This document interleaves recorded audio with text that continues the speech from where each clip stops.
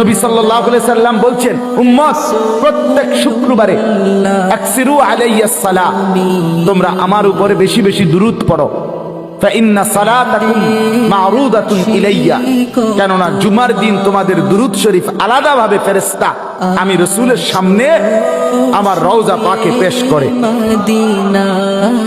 সেই দুরূদ কি জিলাফি দুরূদ? কথা বলেন না কেন? তো তাইলে সেটা কোন দিন পড়বেন? সেটা কখন পড়বেন?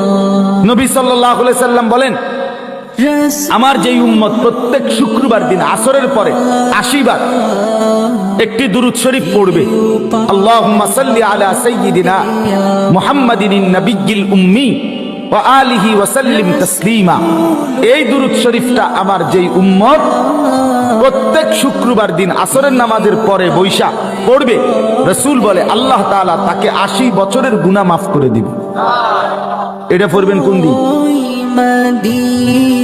এটা পড়বেন না, এটা পড়তেন না, এটা জিলাপি নাই।